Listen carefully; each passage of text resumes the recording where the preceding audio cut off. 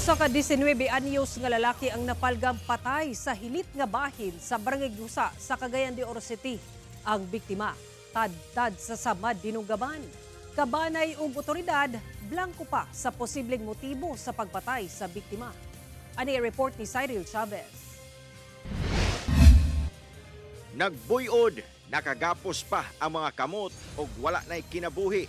Ingon ani na lamang ang kahimtang sa 19 anyos nga lalaking biktima nga adunay mga samad dinunggaman diyang naabtan sa usa ka residente sa Purok 4B, Upper Gusa, Cagayan de Oro City pasado alas 6 sa buntag karong adlaw. Sumala pa sa nakakita sa biktima nga padulong unta siya aron magtugway sa iyang baka sa kasagbutan diyang iyang namatikdan ang nakaparadang motorsiklo kilid sa kalsada. Diyang iyang gisuta dinhi mitambad ang patayng lawas sa biktima duol sa maong motor. Pag anin ako, mo ako nakita ning nagtikungkong dito dapita yang kuan takilid siya ba ginapos man gibaklid.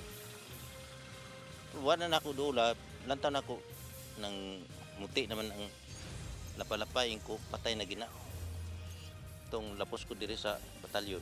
Emosyonal ang inahan sa biktima diyang misaysay kini sa ginangatan sa anak. Gikan naglaag kini sa sentrong bahin sa syudad og misaksi sa Pasko de Oro Grand Launching.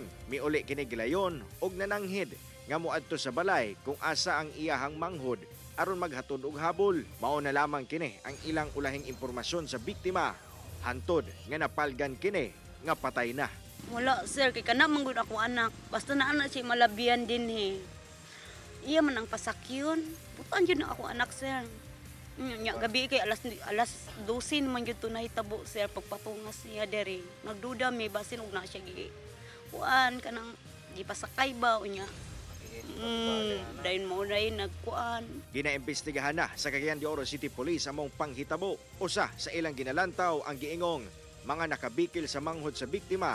Rason nga posibleng nadamay kini. Giwala na sab nila ang anggulo nga tulis ang hitabo. Labi pa nga anaara ang motor ug mga gamit sa biktima.